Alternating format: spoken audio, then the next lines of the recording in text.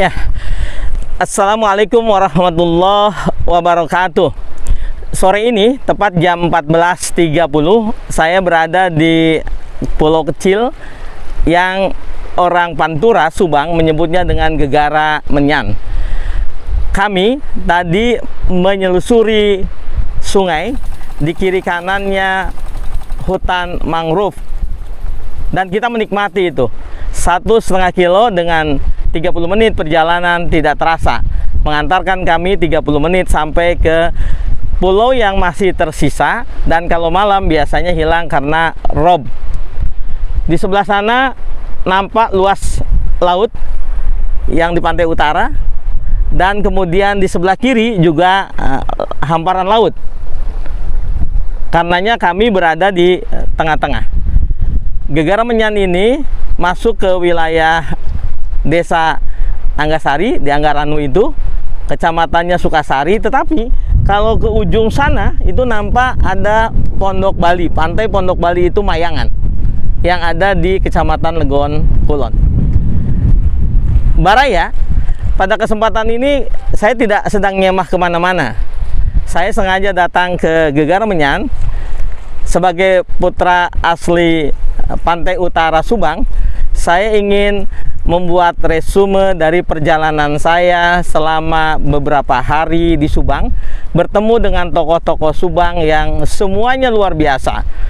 Pada kesempatan pertama saya ketemu dengan Kang Deni Rahayu di rumahnya di Desa Manyeti, Dauan, Subang. Kemudian pada kesempatan kedua, setelah dengan Kang Deni, saya kemudian pulang ke rumah dan didatangi oleh tokoh Pantura, tokoh muda Niko Rinaldo, dari jam 2 malam sampai jam 3 lebih menjelang subuh.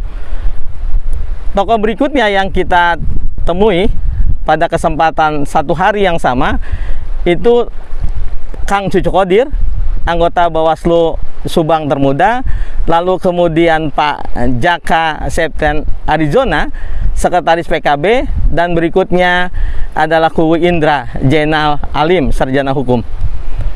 Dan dua tokoh muda Pantura yang tidak boleh kita lupakan, tentu saja harus menjadi catatan merah saya juga adalah kawan dekat saya, Kang Haji Dede Rahman, atau kita sebut dengan Kang Dera, dan juga anak muda yang talentnya keren, yaitu Kang Indra Bayu. Dia tidak hanya sekdes, tetapi juga YouTuber, dan sekaligus juga beliau dalam banyak kesempatan merupakan penggagas yang tidak pernah henti dari pemekaran Subang Utara. Dan kita ngobrol banyak hal. Tokoh-tokoh berikutnya, kemudian saya bertemu dengan Kang Akur, Agus Maskur Rosadi. Beliau adalah kita kenal sebagai wabub kita dengan Kang Akur, Wakil Bupati Subang. Kemudian berikutnya di hari yang sama kita juga ketemu dengan TMA Ratnasari. Lalu kemudian kita ketemu dengan Nyemah ini datang ke Ajengan, Ahmad Pakot. Dan kemudian kita juga sudah menemui tokoh muda yang tidak kalah energiknya. Sahabat semua, tokoh-tokoh itu tidak mungkin saya bedah satu-satu pandangannya.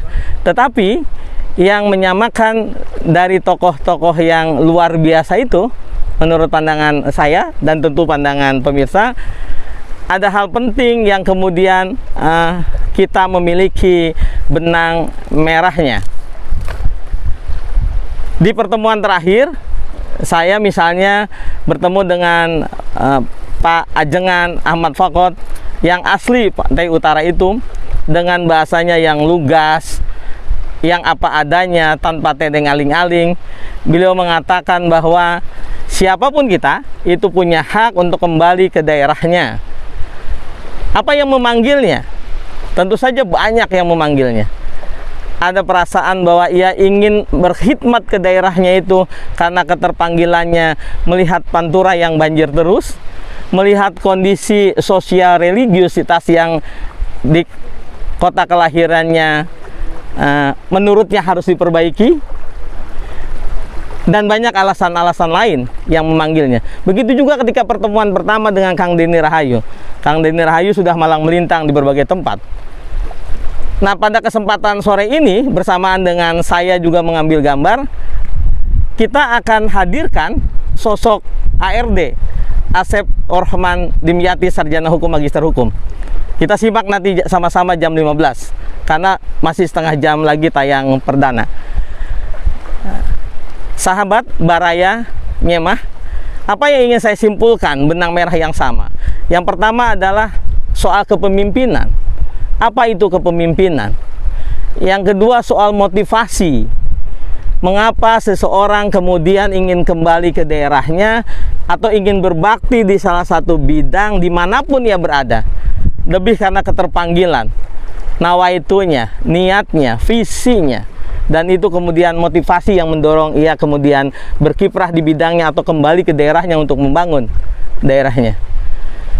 Di kesempatan analisis terhadap Nyemah ini, saya ingin membedah soal kepemimpinan. Apa sebetulnya yang dimaksud dengan kepemimpinan? Kepemimpinan tentu berasal dari kata pemimpin, dan pemimpin itu leader. Dia seseorang yang berada di depan, tetapi itu tidak sepenuhnya benar, karena ketika dia berada di tengah, seorang leader tetap saja dia melakukan kepemimpinan. Di belakang juga melakukan kepemimpinan dengan cara mendorong supaya teman-temannya, pasukannya, anak buahnya, warganya, semua untuk maju bersama-sama.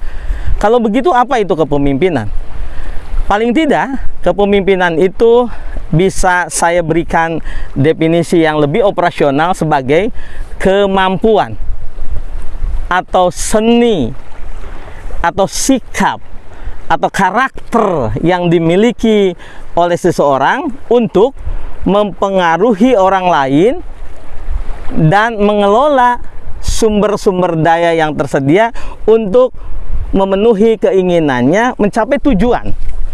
Jadi, dari definisi operasional yang sederhana bahwa pemimpin itu adalah karakter, kepemimpinan adalah karakter, kepemimpinan adalah sikap, kepemimpinan adalah kemampuan, yaitu kemampuan seorang yang disebut pemimpin itu untuk mempengaruhi sumber daya yang ada, sumber daya manusia terutama, dan memanfaatkan sumber daya yang lain guna memenuhi keinginan atau mengarahkan kepada tujuannya.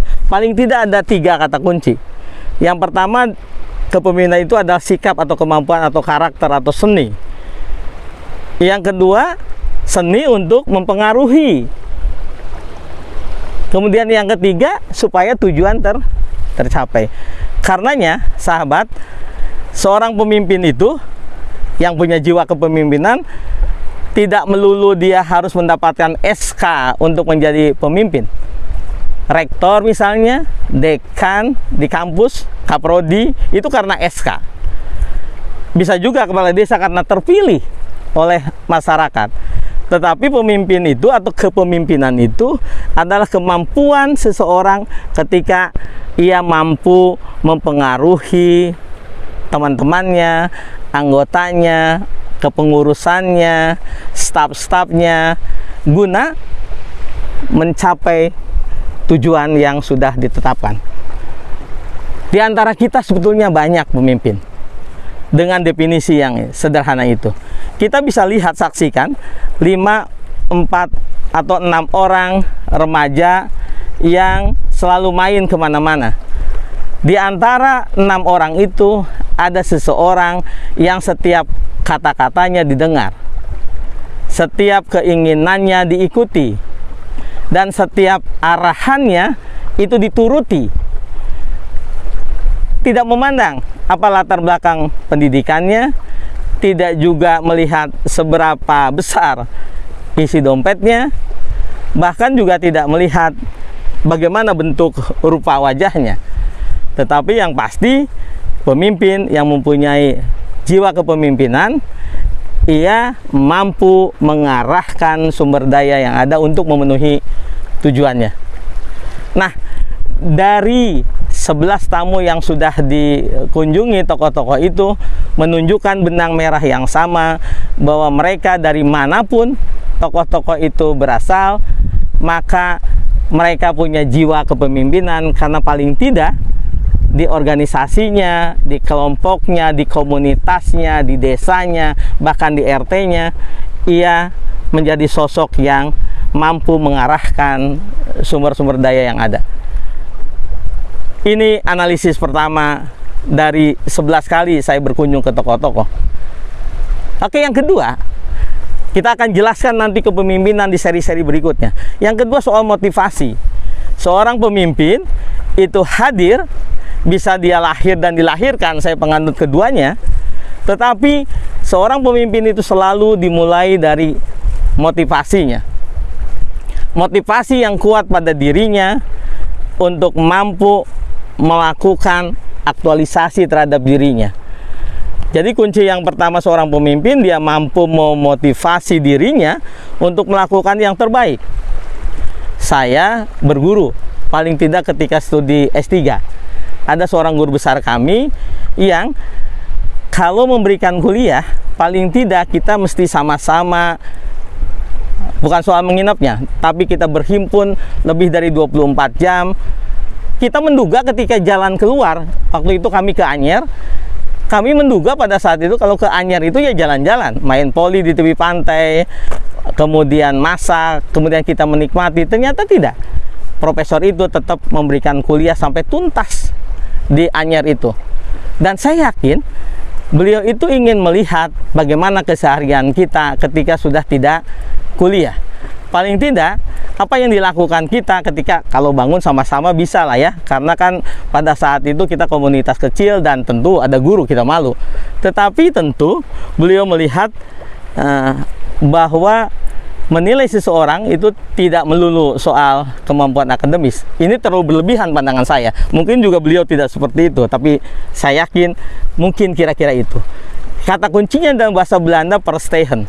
Kita ketika menilai seseorang bisa melihat dari verstehen. Kita mafhum, kita paham bagaimana karakter itu muncul, dan itu bisa kita lihat dari pertemuan kita intens. Seorang pemimpin, dia punya motivasi untuk mengelola dirinya. Dia akan paham kapan dia harus melakukan pekerjaan, kapan dia harus istirahat, kapan dia harus memulai, kapan dia harus mengakhiri. Dia mampu memanage dirinya.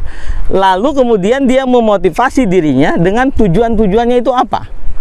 Nah, ketika sudah selesai dengan dirinya, maka kemudian karakter kepemimpinan itu akan lahir, akan muncul. Dia akan memotivasi teman-temannya, pasukannya, anggotanya, susunan kepengurusan ketika dia menjadi ketua misalnya.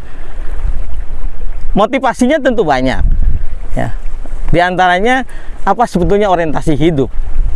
Orang kemudian menyebutnya dengan visi. Apa yang dilihat di depan itu. Apa tujuan-tujuan besarnya. Lalu bagaimana tujuan besar itu bisa diraih. Baraya, kita terlalu serius. Nanti kita akan selesaikan, tuntaskan satu demi satu soal ciri-ciri kepemimpinan yang baik, sifat kepemimpinan, lalu kemudian metode pemimpin untuk mengambil keputusan. Lalu yang terpenting lagi, apa sih sebetulnya tujuan dari kepemimpinan itu, dan di mana motivasi itu berada.